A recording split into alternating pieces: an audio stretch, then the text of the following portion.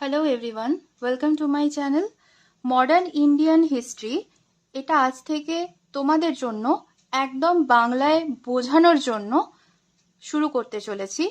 এবারে কথা হচ্ছে, ডিটেলসে আমি মডার্ন হিস্ট্রিটা ডে বাই ডে কমপ্লিট করব, কিন্তু কথা হচ্ছে তোমাদেরকে খুব গুরুত্বপূর্ণভাবে বিষয়গুলো বুঝতে হবে।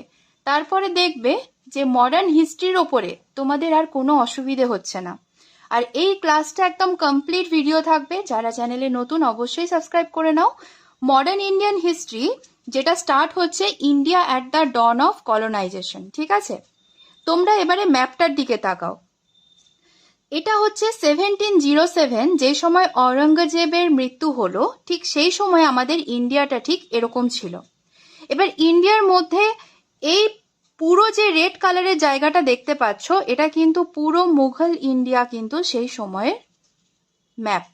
তো এতটা অবধি মুঘল কিন্তু কমপ্লিট কঙ্কার করে নিয়েছিল। কিন্তু after the death of Aurangzeb, তারপরে আস্তে আস্তে এই মুঘল এম্পায়ারটা ধীরে ধীরে ভাগ হতে থাকলো। যেমন এই জায়গাটা মুঘল, এই জায়গাটা অবধ, যেটা প্রেজেন্ট এখন ইউপিতে আছে বেশিরভাগটা, এটা হচ্ছে পুরো বেঙ্গল। এটা হচ্ছে নিজাম, যেখানে হায়দ্রাবাদ, এখানে নিজামের এরিয়া। আর এই জায়গাটা মারাঠা, ঠিক আছে, যেটা হচ্ছে ওয়েস্টার্ন কোস্ট। এই জায়গাটা কিন্তু মারাঠার ওপর। তারপরে হচ্ছে এই এরিয়াটা কিন্তু টিপু সুলতানের ছিল। তো এই জায়গাটা কিন্তু মুঘল সেই সময় কঙ্কার করতে পারেনি, ঠিক আছে? এবারে কথা হচ্ছে 1707-এ যখন অরঙ্গজেবের মৃত্যু হয়ে গেল, ঠিক তারপরে একটা সাকসেশন ওয়ার হয়েছিল। সাকসেশন ওয়ার মানে কি? সেই সময় অরঙ্গজেবের যে টু সন ছিল, ওর মধ্যে ব্যাটেল অফ জাজায়ু হয়। এবং এই ব্যাটেল অফ জাজায়ুতে কে জিতেছিল? বাহাদুর শাহ ওয়ান। এই বাহাদুর শাহ ওয়ানের কিন্তু নাম হচ্ছে প্রিন্স মুয়াজ্জম, ঠিক আছে? প্রিন্স মুয়াজ্জম 2 ইয়ার্স যখন ওয়ার হলো, 2 ইয়ার্স, তো এই সময় কিন্তু মুঘল সিংহাসনে কেউ বসেনি। এই ওয়ারটা হওয়ার পর, যেটার নাম হচ্ছে ব্যাটেল অফ জাজায়ু, মনে রেখো, এরপরে বাহাদুর শাহ ওয়ান জেতে এবং সিংহাসনে বসে। তাহলে 1707-এ যদি অরঙ্গজেবের মৃত্যু হয়, তারপরে কিন্তু 1709-এ প্রিন্স মুয়াজ্জম, যাকে আমরা বাহাদুর শাহ বলছি, সে সিংহাসনে বসেন। এবং তার তখন বয়স কত ছিল? 63 ইয়ার্স, ঠিক আছে? এবং তার শাসনকালটা ছিল 1709 থেকে 1712, ঠিক আছে? আমাদের এখান থেকে জানা হয়ে গেল কি কি। ভালো করে সালগুলো আবার মনে রাখো। 1707-এ অরঙ্গজেবের ডেথ, তারপরে হচ্ছে ব্যাটেল অফ জাজায়ু, যেখানে 2 ইয়ার্স অফ সাকসেশন ওয়ার হয়। কার মধ্যে? অরঙ্গজেবের দুজন ছেলের মধ্যে। তারপরে হচ্ছে এই ওয়ারে কে জয়ী হয়? বাহাদুর শাহ ওয়ান, যাকে আমরা প্রিন্স মুয়াজ্জম বলি। এবং এর রেনটা ছিল 1709 থেকে 1712। এতটা আমরা মনে রাখবো। নেক্সট হচ্ছে, এই যে ওয়ার হয়েছিল 2 ইয়ার্স ধরে, এরপর ব্যাটেল অফ জাজায়ুতে বাহাদুর শাহ তো বসেন, কিন্তু কিছু কিছু বিষয় উনি কিন্তু চেঞ্জ করেন, যেটা অরঙ্গজেব কিন্তু রেখে গেছিল বা করে গেছিল। সেই পলিসিগুলোকে তিনি বলছেন পলিসি অফ কম্প্রোমাইজ। কথাটার মানে কি?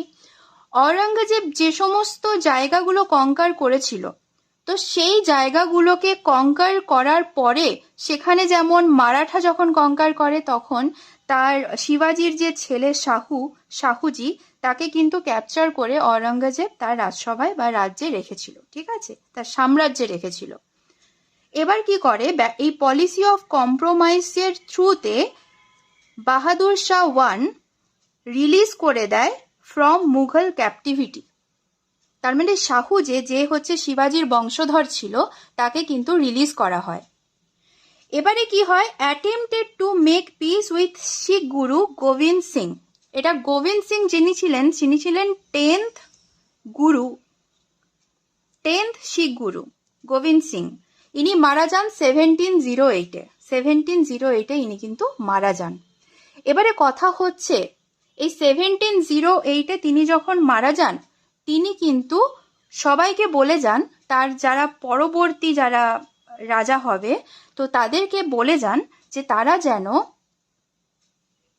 অস্ত্র শস্ত্র ধরে নেয়। কারণ মুঘল সাম্রাজ্যের যে একটা টর্চার চলছিল, সেখান থেকে এই যে শিখ কমিউনিটিটাকে রক্ষা করার জন্য এই অস্ত্র ধরে নেওয়ার রীতিটাকে আমরা সুকর চাকিয়া মিসেল বলি। ঠিক আছে, এতটা অবধি জানা থাকলো। আরেকবার তোমরা ভিডিওটা রিভাইজ করে নেবে যখন পড়া হয়ে যাবে। প্রত্যেকটা বিষয় কিন্তু গল্পের মতো করে যাতে মনে থাকে আমি তার চেষ্টা করছি। তাহলে 1712-এ কি হলো? পলিসি অফ কম্প্রোমাইজ করে। কিসের জন্য? Conciliation towards king and chiefs, তাদের মধ্যে একটা কম্প্রোমাইজ শুরু করে, যাতে ঝগড়াঝাটি না করে যেন সবার যেন মানে ভালোভাবে সবকিছু ঠিক হয়ে যায়। পাশাপাশি যে রাজাগুলো ছিল, যেমন মারাঠা, তারপরে কিছু রাজপুত স্টেটস, এইগুলোকে তারা কিন্তু যুদ্ধের মাধ্যমে না, একটা কম্প্রোমাইজের মাধ্যমে ওরা বলতে বাহাদুর শাহ 1 কিন্তু সব সমস্যাগুলো সমাধান করতে থাকলো। আরেকটা কথা হচ্ছে, ইনি কিন্তু একটা রিফর্ম আনার চেষ্টা করেছিলেন, যেটা হচ্ছে মনসবদারি আর জাগিরদারি। এটা মনে রাখবে, মনসবদারি অ্যান্ড জাগিরদারি, এটাতে কিন্তু তিনি রিফর্মস করার চেষ্টা করেছিলেন। তাহলে বাহাদুর শাহ 1 হয়ে গেল। এর পরের যে মুঘল কিং হয়েছিল তিনি হলেন জেহেন্দার শাহ। কি হবে? জেহেন্দার শাহ। উনার টেনিওর কতদিন ছিল? 1712 থেকে 1713। আচ্ছা, এই রুলার যে সে কার দ্বারা নমিনেট হয়েছিল? আমরা বলতে পারি একে বলা হয়ে থাকে ডিজেনারেট রুলার। সাপোর্ট কে করেছিল? জুলফিকার খাঁ। তাহলে এই জুলফিকার খাঁ কে? ইনি হচ্ছেন নোবেল। এদেরকে বলা হয়ে থাকে কিং মেকার। কিং মেকার মনে থাকবে। তাহলে Jahandar Shah was selected or nominated by Zulfiqar Khan. Zulfiqar Khan হচ্ছে নোবেল বা কিং মেকার, এরা রাজা তৈরি করত। ঠিক আছে, তাহলে এই জুলফিকার খাঁর থ্রুতে যখন জেহেন্দার শাহ সিংহাসনে বসে, এর সময় কিন্তু অনেক ল্যাক অফ অ্যাডমিনিস্ট্রেশন চলছিল। ল্যাক অফ অ্যাডমিনিস্ট্রেশন, খুব ভালোভাবে যে তিনি অ্যাডমিনিস্ট্রেশন প্রসেসটাকে কন্টিনিউ করছিলেন সেটা কিন্তু নয়। ঠিক আছে, এরপরে হচ্ছে এই সময় কিছু কিং মেকার্সরা ডমিনেট স্টার্ট করে দিয়েছিল। এদের মধ্যে কিছু নাম মনে রাখতে হবে, যেমন হচ্ছে আব্দুল্লাহ খান এবং হুসেন আলী। এই আব্দুল্লাহ খান আর এই হুসেন আলী এরা কারা? এরা হচ্ছে কিনা সৈয়দ ব্রাদার্স এদেরকে বলা হতো। এটা কিন্তু এক্সামে বারবার আসবে। এদেরকে একসাথে বলা হতো সৈয়দ ব্রাদার্স। এই সৈয়দ ব্রাদার্স এরাও কিন্তু Nobel, that means king maker. Okay, clear হচ্ছে? এই সৈয়দ ব্রাদার্স কিং মেকার এরা কিন্তু কন্টিনিউলি তাদের এই সৈয়দ ব্রাদার্সদের রমরমাটা কন্টিনিউয়াসলি চলবে। ঠিক আছে, কেন? কারণ এরা কিং তৈরি করে এবং একটা সময় এর পরবর্তী যে রাজা হলেন, মুঘল কিং হলেন ফারুকসিয়ার 1713 থেকে 1719। তাহলে ইনার সময়কাল ছিল মাত্র 1 ইয়ার। এই 1 ইয়ারের মধ্যে খুব একটা বেশি কিছু ইনি করে যেতে পেরেছেন তা নয়। মনে রাখার বিষয় হচ্ছে এই জুলফিকার খাঁয়ের থ্রুতে জাহাঙ্গীর শাহ সিলেক্টেড হয়েছে, যিনি ছিলেন নোবেল চিফও বলতে পারি আমরা, আর ইনি হচ্ছেন কিং মেকার। ইনার সময় কিন্তু ল্যাক অফ অ্যাডমিনিস্ট্রেশনটা চলছিল, আর এই সময়ে একটা এমার্জেন্স মানে একটা কিং মেকারের ডমিনেন্স কিন্তু স্টার্ট হয়ে যায়। এই কিং মেকার্সের মধ্যে ইম্পর্টেন্ট হচ্ছে সৈয়দ ব্রাদার্স, তাদের দুজনের নাম হচ্ছে আব্দুল্লাহ খান আর হুসেন আলী। এটা কিন্তু মনে রাখতে হবে। এরপরে আসছে ফারুকসিয়ার।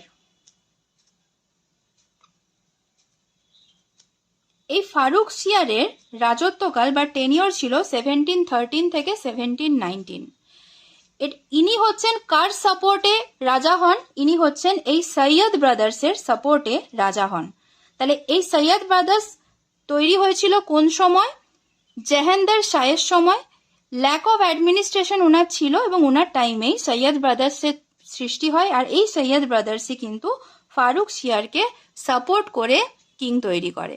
ঠিক আছে, ফারুকসিয়ারে একটা মনে রাখতে হবে, ইনি কিন্তু জিজিয়াকে অ্যাবলিস্ট করেন। কি করেন? জিজিয়া অ্যাবলিশ করেন। এই জিজিয়াটা কি? জিজিয়াটা হচ্ছে নন মুসলিম ট্যাক্স। যারা মুসলিম নন তারা হচ্ছে তাদের ওপরে কিন্তু এই ট্যাক্সটা চাপানো হতো। আচ্ছা, ফারুক শিয়ারের টাইমে কিছু ইম্পর্টেন্ট জিনিস হয়। এই সময় কিন্তু ইস্ট ইন্ডিয়া কোম্পানি একটা ডিউটি ফ্রি ট্রেড স্টার্ট করে। এই ডিউটি ফ্রি ট্রেড স্টার্ট করার জন্য ফ্রি অফ কস্ট, মানে ডিউটি ফ্রি ট্রেড মানে ট্রেড করতে পারে ফ্রি অফ কস্টে, যেটা কিন্তু ফারুক শিয়ার তাদেরকে দস্তক দিয়েছিল। ঠিক আছে, তাদেরকে দস্তক দিয়েছিল। এবার কোথায় কোথায় তারা এই ডিউটি ফ্রি ট্রেডটাকে ইম্পোজ করতে পারে সেই জায়গাগুলো হচ্ছে বিহার, তারপর বেঙ্গল, উড়িষ্যা, হায়দ্রাবাদ আর গুজরাট। তাহলে ডিউটি ফ্রি ট্রেড করার জন্য ইংরেজদেরকে কিন্তু উনি ফ্রি ফরমান দেন। আর এই ফ্রি ফরমানের জন্য first time east India company granted হয় ডিউটি ফ্রি ট্রেড করার জন্য। এটা হয়ে গেল তাহলে ইম্পর্টেন্ট ফারুক শিয়ার টাইম। ফারুক শিয়ারের পরে যে আসেন ইনি হচ্ছেন মোহাম্মদ শাহ রঙ্গিলা। আচ্ছা, রঙ্গিলা কেন বলা হতো? কারণ ইনি ছিলেন কিনা প্রচণ্ড পরিমাণে মিউজিক, ডান্স, অ্যালকোহল এইসব বিষয়ে প্রচুর পরিমাণে অ্যাডিক্টেড ছিল। ঠিক আছে, মিউজিক, ডান্স, অ্যালকোহল, এই জন্য একে বলা হতো রঙ্গিলা, মনে থাকবে। তাহলে ইনার টেনিওরটা কবে? 1719 টু 1748। মোহাম্মদ শাহ রঙ্গিলা সব থেকে ইম্পর্টেন্ট যে চ্যাপ্টার্সগুলো সেগুলো হচ্ছে ইনি কিন্তু পিলগ্রিমেজ ট্যাক্সকে অ্যাবলিশ করে। ঠিক আছে, এই পিলগ্রিমেজ ট্যাক্সটা কি? নন মুসলিম, যেটা যাদের ওপর ইম্পোজ করা হতো নন মুসলিমদের ওপরে। আচ্ছা, বেসিক্যালি এটা আমরা মনে রাখবো যে যখন গঙ্গাতে যারা স্নান করতে যেত, যে স্পেশালি যারা নন মুসলিম, সেই গঙ্গাতে স্নান করার জন্য একটা ট্যাক্স নেওয়া হতো। ঠিক আছে, তাহলে বলতে পারো যে এই পিলগ্রিমেজ ট্যাক্স যেটা নেওয়া হতো ফর বাদিং ইন গ্যাঞ্জেস, সেই ট্যাক্সটাকে উনি কিন্তু কি করেছিলেন? অ্যাবলিশ করেছিলেন। ঠিক আছে, তোমরা নোটস লিখে নিতে পারো। পিলগ্রিমেজ ট্যাক্স অ্যাবলিশ করে কে? মোহাম্মদ শাহ রঙ্গিলা। তাহলে এতটা অবধি মনে থাকলো।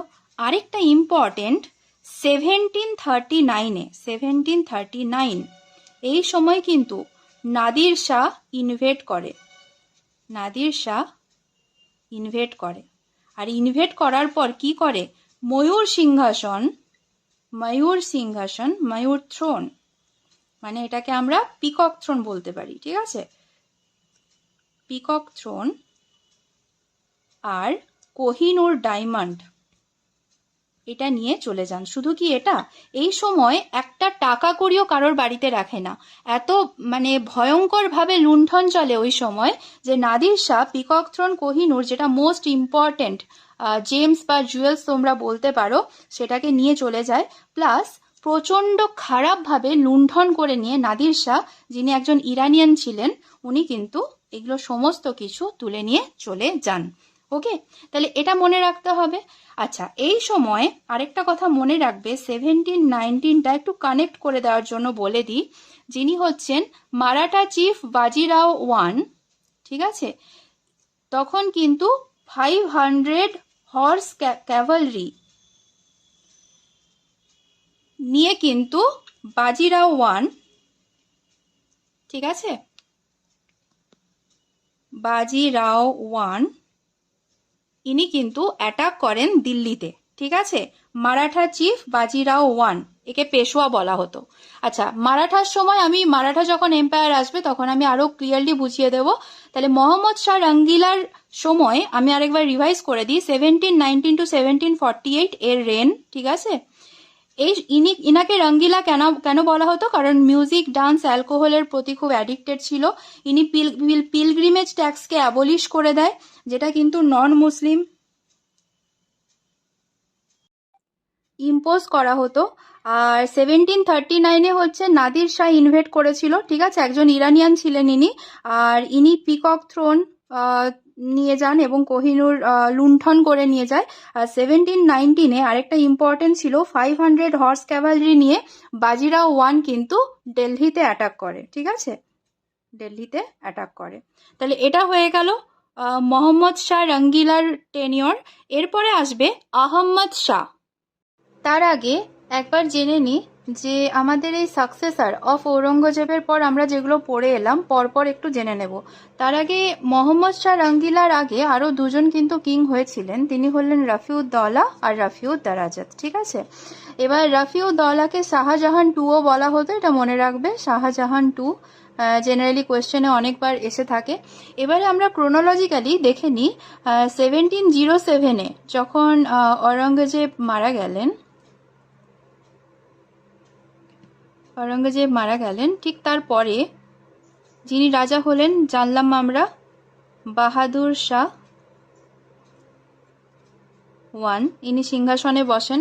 ইনার টেনিওরটা কবে? 1707 থেকে 1712। ওকে, ঠিক আছে। নেক্সট হয়ে যাচ্ছে কে? বাহাদুর শাহ ওয়ানের পর জাহাঙ্গীর শাহ, এক্ষুনি পড়লাম জাহাঙ্গীর শাহ, তোমরা সবাই নোট ডাউন করে নাও। জাহাঙ্গীর শাহ, ইনার টেনিওর কবে কবে ছিল?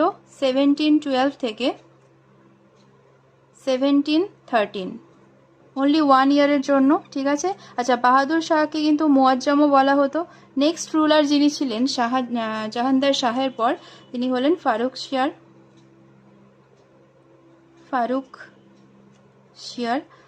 আরেকটা কথা, ফারুক শিয়ারকে কিন্তু মারা হয়, হ্যাঁ, বালাজি বিশ্বনাথের হেল্পে, নোভেলদের দ্বারা। ঠিক আছে, বালাজি বিশ্বনাথকে, উনি হচ্ছেন মারাঠা পেশওয়া।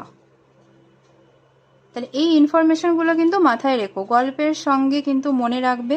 আচ্ছা, ফারুক শিয়ারের পর রাজা হন যারা টেনিওর বেশি, কিন্তু তার আগে আমি বলে দিলাম রফিউদ্দৌলা আর রফিউদ্দারজাত কিন্তু শর্ট টার্মের জন্য 3 মান্থস আর 6 মান্থসের জন্য কিন্তু সিংহাসনে বসেন। তাহলে ফারুক শিয়ারের টেনিওর হয়ে যাচ্ছে কিনা 1713-এ জাহাঙ্গীর শাহের সাকসেসর 1713 টু 1719, মনে থাকবে। ফারুক শিয়ারের পরে কে আসেন? আহমদ শাহ, সরি আমি ভুল বললাম, ফারুক শিয়ারের পর মোহাম্মদ শাহ রঙ্গিলা। ঠিক আছে, আচ্ছা, মোহাম্মদ শাহ রঙ্গিলার পরে কে আসছে? মোহাম্মদ শাহ রঙ্গিলার পরে আসছে আহমদ শাহ। মোহাম্মদ শাহ রঙ্গিলার টেনিওর হচ্ছে 1719 থেকে 1748। এই সময় নাদির শাহ ইনভেশন করেছিল, মনে রাখবে। কার সময় নাদির শাহ ইনভেশন করেছিল? মোহাম্মদ শাহ রঙ্গিলার টাইমে। তাহলে মোহাম্মদ শাহ রঙ্গিলার পরে কি? আহমদ শাহ। এর টেনিওরটা কতদিন? এর টেনিওরটা ছিল 1748 থেকে 1754। ঠিক আছে, তাহলে এতটা আমাদের পড়া হয়ে গেল। ঔরঙ্গজেবের পরে ছিল বাহাদুর শাহ, যেটা ব্যাটল অফ জেজাইউতে উনি কিন্তু জিতেছিলেন, বাহাদুর শাহ ওয়ান। আচ্ছা, তারপরে হচ্ছে বাহাদুর শাহর আরেকটা নাম হচ্ছে মুয়াজ্জম, আমরা মনে রাখবো। তারপরে হচ্ছে ওনার টেনিওর ছিল 1707 থেকে 1712, দেন 1712 থেকে 13 হচ্ছে জাহাঙ্গীর শাহ। জাহাঙ্গীর শাহর পর 1713 টু 19 ফারুক শিয়ার হবে। ফারুক শিয়ারকে কিন্তু বালাজি বিশ্বনাথ মারাঠা পেশওয়া থ্রুতে, মানে হেল্পে, ওনাকে কিন্তু মেরে ফেলে নোবেলসরা। 1719 টু 48-এ আসে মোহাম্মদ শাহ রঙ্গিলা, তার আগে কিন্তু রফিউদ্দৌলা রফিউদ্দারজাত খুব শর্ট টাইমের জন্য কিন্তু কিং হন। নেক্সট হচ্ছে মোহাম্মদ শাহ রঙ্গিলার পরে কিন্তু আহমদ শাহ। ঠিক আছে, এতটা আমরা পড়ে নিলাম। এর পরের যারা আসছে সেগুলো আগে জেনে নেব, তারপরে গিয়ে আমরা কিন্তু ডিটেলসে পড়বো। ঠিক আছে, আহমদ শাহের পর আমরা দেখি 1748 থেকে 1754 অব্দি আহমদ শাহ থাকে। আহমদ শাহের পরে আসে আলমগীর টু। আলমগীর টু এর টেনিওর কতদিন ছিল? 1754 থেকে 1759, 54 থেকে 59। তারপর আলমগীর টু এর পরে কে সিংহাসনে বসে? শাহজাহান থ্রি। ওনার টেনিওর কতদিন ছিল? 1759 থেকে 1760। ঠিক আছে, তোমরা একটা নোট ডাউন করে নাও এই ক্রোনোলজিক্যালি, তারপরে আমরা ডিটেলসে যাব। শাহজাহান 3 এর পর হচ্ছে কিনা শাহ আলম টু। এই শাহ আলম 2 এর পর ওনার টেনিওর হচ্ছে 1760 থেকে 1806, ঠিক আছে। তারপরে হচ্ছে আকবর শাহ 2, আকবর শাহ 2, আমরা মনে রাখবো আকবর শাহ 2 কে, যিনি রাজা রামমোহন রয়কে রাজা উপাধি দিয়েছিলেন, ঠিক আছে, 1806 থেকে 1837। কেন রাজা দিয়েছিলেন?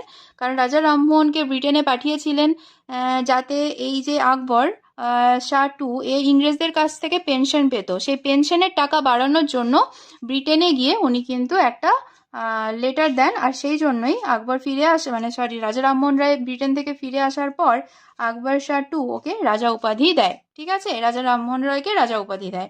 তারপরে হচ্ছে বাহাদুর শাহ জাফর, এটা হচ্ছে লাস্ট রুলার, ইনি হচ্ছেন বাহাদুর শাহ জাফর।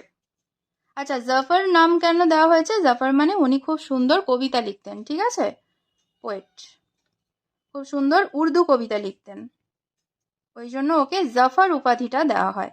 তাহলে বাহাদুর শাহ যিনি, উনি হচ্ছেন লাস্ট রুলার।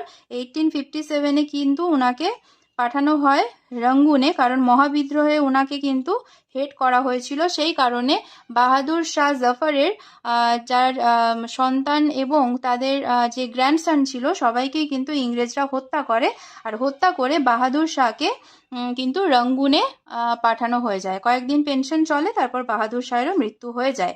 তাহলে মুঘল এম্পায়ারের কিন্তু এরা হলেন লাস্ট রুলার। আর এইগুলো আমরা কমপ্লিট করলাম মোহাম্মদ শাহ রঙ্গিলা অবধি। এরপরে আহম্মদ শাহ থেকে আমরা স্টার্ট করি।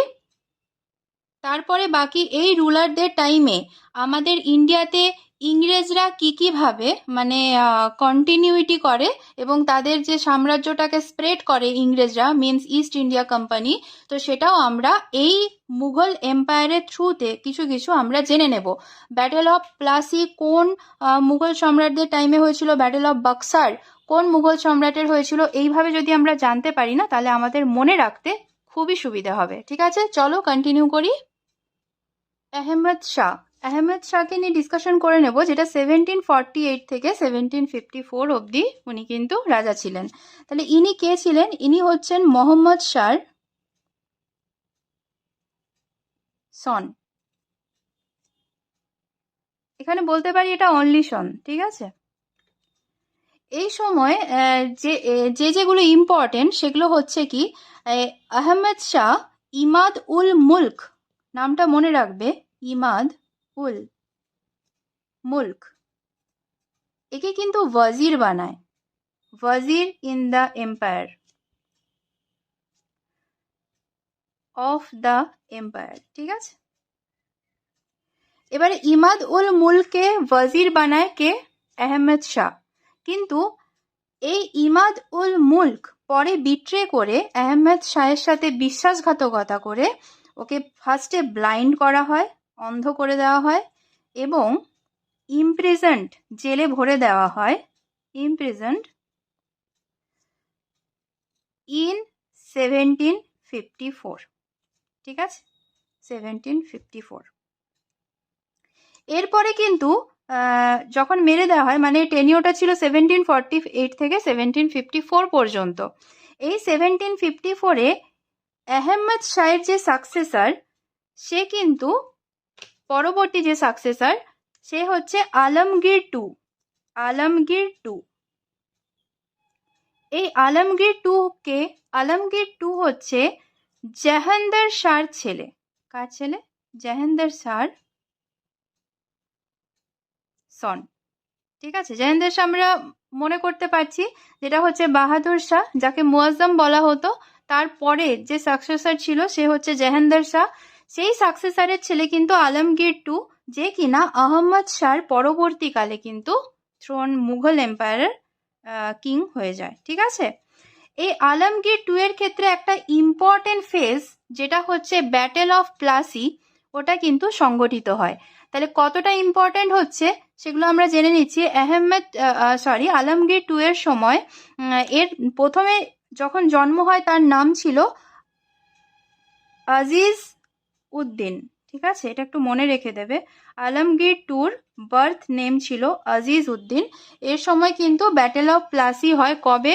জুন 1757 ঠিক আছে। এর টাইমেই কিন্তু ব্যাটেল অফ প্লাসি হয়। ব্যাটেল অফ প্লাসি কার সাথে হয়? সুজাউদ্দৌলার সাথে ইংরেজদের। ঠিক আছে, বেশ।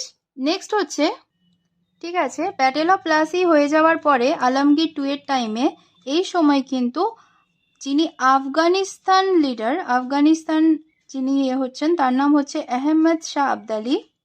আহমদ শাহ আবদালি এ কিন্তু ইনভেড করেছিল। ঠিক আছে, ইনভেড করে 1756 এর সময়। ওকে, তাহলে এর টেনিওর ছিল কবে? 1754 থেকে 1759। এই সময়ের মধ্যে 1756-এ আহমদ শাহ আবদালি আসে এবং এই সময় কিন্তু দিল্লিকে ক্যাপচার করে নেয়, দিল্লিকে ক্যাপচার করে নেয় এবং মথুরাতে গিয়ে প্লান্ডার করে, মথুরাতে গিয়ে, ঠিক আছে, প্লান্ডার করে, মনে রাখবে। তাহলে আহমদ শাহ আবদালি দিল্লিতে ক্যাপচার করে এবং মথুরাতে প্লান্ডার করে। এরপরে মনে রাখবে, যাকে আহমেদ শাহ যে মুঘল রুলার ছিল, তো সে ইমাদ উল মুলককে মনে আছে নিশ্চয়,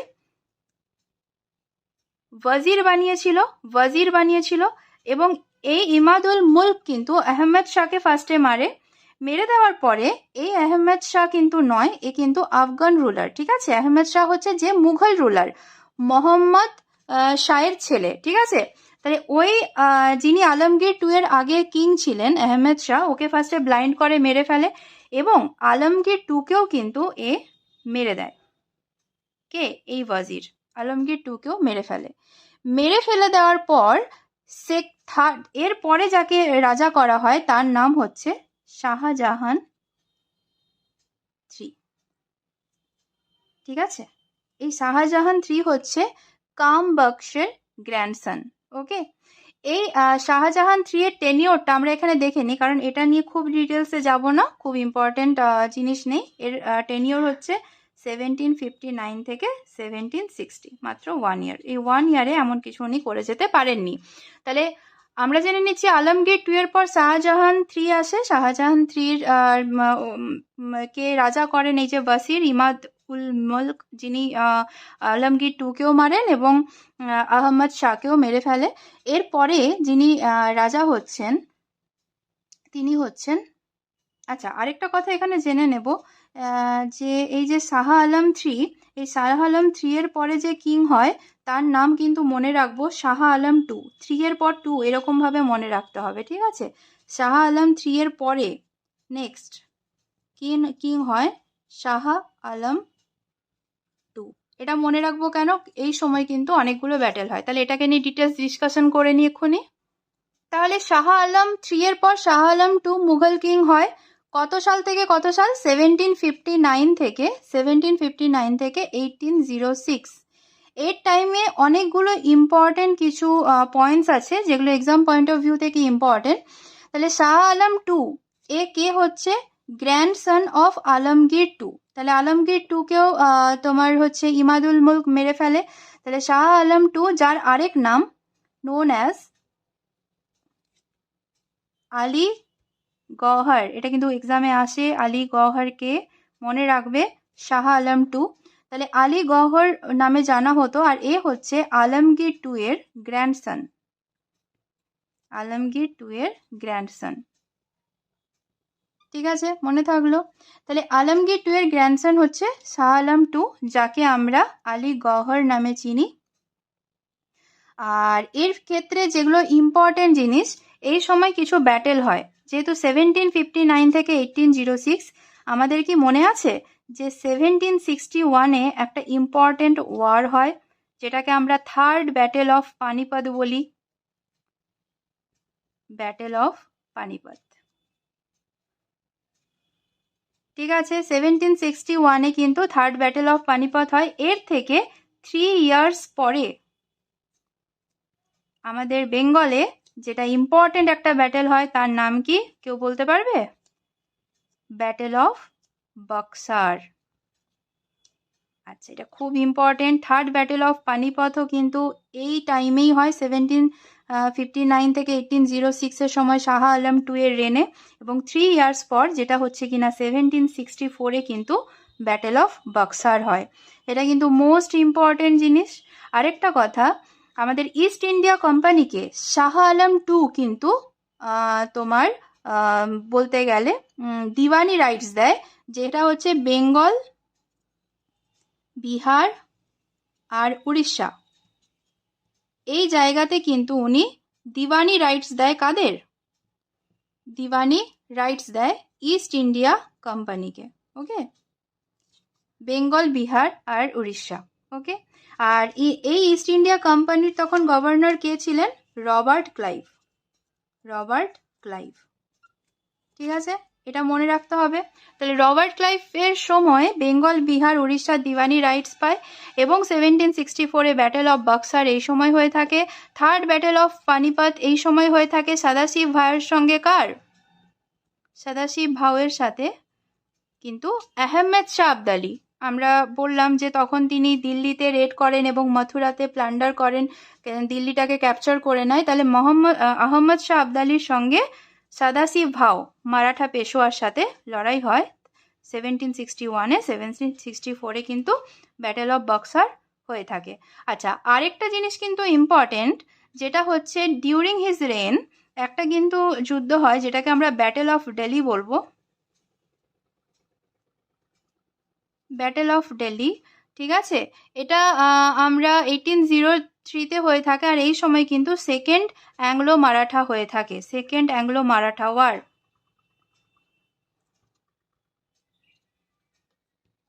তাহলে শাহ আলম 2 এর সময় কি কি হয়? 1759 to 1806 হচ্ছে উনার reign, known as Ali Gauhar Alamgir 2 এর উনি গ্র্যান্ডসন ছিলেন। 1761-এ থার্ড ব্যাটেল অফ পানিপত হয় সদাশিব ভাউয়ের সাথে। কার? আহমদ শাহ আবদালি।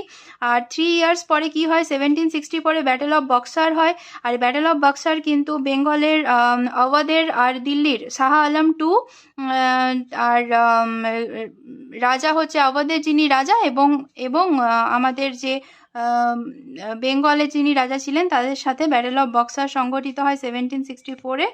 আর ইস্ট ইন্ডিয়া কোম্পানি দিওয়ানি রাইটস পায় শাহ আলম 2 এর কাছ থেকে বেঙ্গল, বিহার আর উড়িষ্যা এরই সময়। ঠিক আছে, এগুলো গেল ইম্পর্টেন্ট পয়েন্টস। আর এরপরে আরেকটা কথা মনে রাখবো, যে এই সময় কিন্তু ট্রিটি অফ এলাহাবাদও হয়। ঠিক আছে, দেখো ব্যাটেল অফ বক্সারটা একটু ডিটেলসে জেনে নিই। Battle of boxer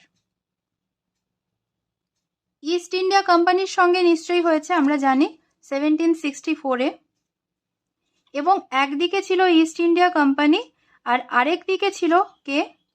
Shah Alam 2। Shah Alam 2 plus যিনি হচ্ছেন আওয়াধ কিং, নাম কি? সুজাউদ্দৌলা।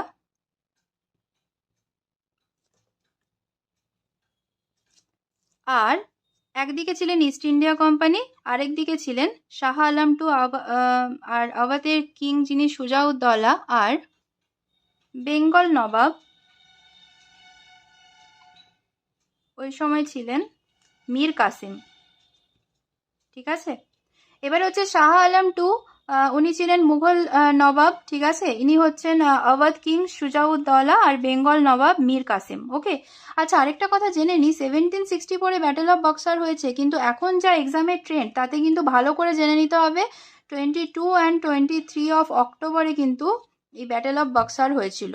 আচ্ছা, এই ব্যাটেল অফ বক্সার হওয়ার পরে তিনজন কিং একদিকে ছিল, একদিকে ইস্ট ইন্ডিয়া কোম্পানি ছিল।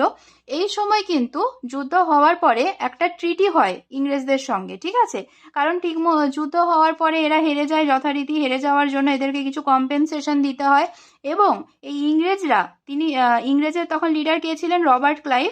উনি কিন্তু একটা ট্রিটি করেন। ট্রিটি করাটা কি ছিল?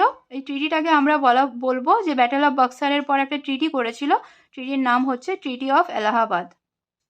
ট্রিটি অফ এলাহাবাদ, এই ট্রিটিটা করেছিল কিন্তু রবার্ট ক্লাইভ। ওকে, তাহলে ট্রিটি অফ এলাহাবাদ কত সালে সংগঠিত হয়? এটা হয়ে যায় 1765।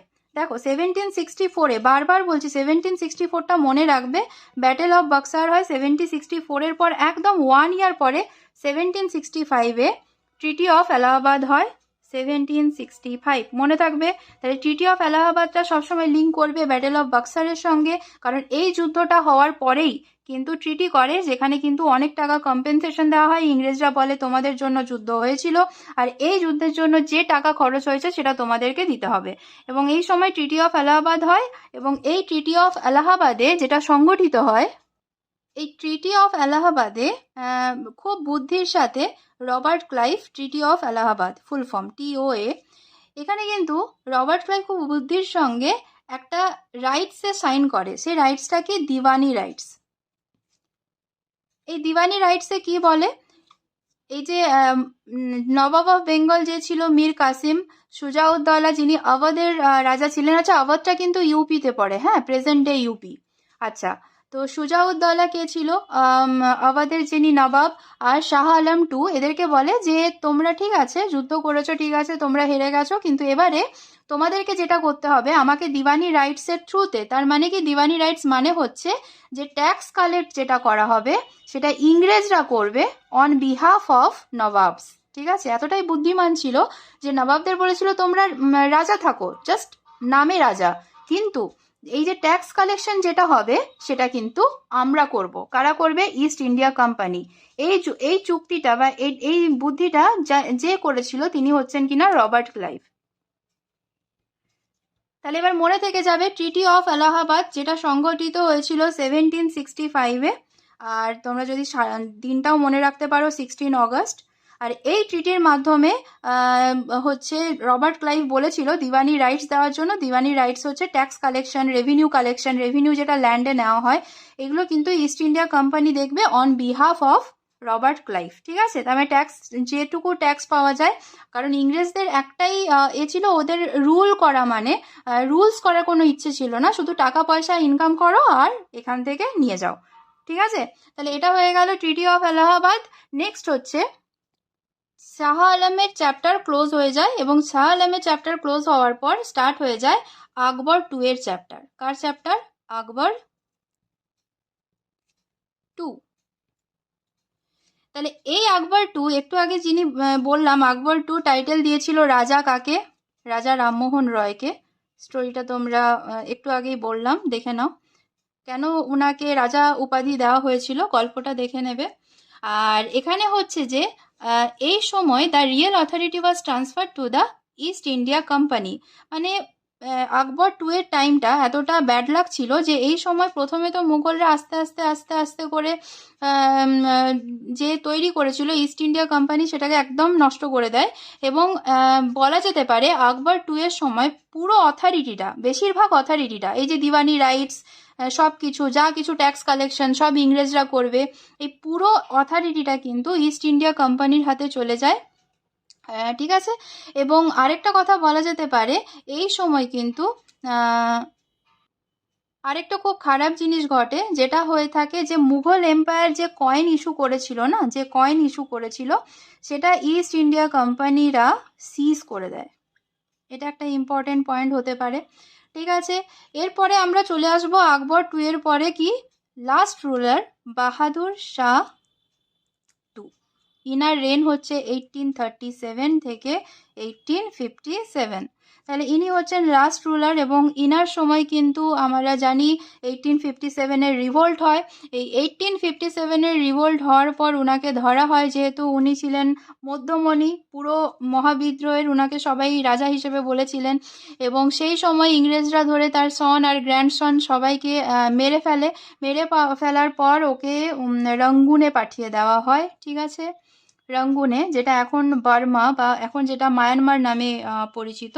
ঠিক আছে, আর এই সময় কুইন্স প্রোক্লেমেশন আসে 1858-এ। ওকে, আর ইনি কিন্তু রঙ্গুনেই মারা যান, এবং আমাদের মুঘল ডাইনাস্টির কিন্তু কমপ্লিট এন্ড হয়ে যায়। ওকে, কমপ্লিট এন্ড কার সময় হয়ে যায়? বাহাদুর শাহের সময়। তাহলে মুঘল এম্পায়ার আমি স্টার্ট করেছি আগের ভিডিওতে, দেখো এটা হয়ে গেল ল্যাটার মুঘলস কমপ্লিট। এবং এরপরে মডার্ন হিস্ট্রির পরপর আমি ভিডিওগুলো আনবো, তোমাদের কেমন লাগছে বলো। আর কোনো কিছু আলাদা কোনো চ্যাপ্টার্সের বিষয় তোমাদের জানার আগ্রহ থাকলে অবশ্যই জানিও। তাহলে মুঘল আর ল্যাটার মুঘল কমপ্লিট হলো।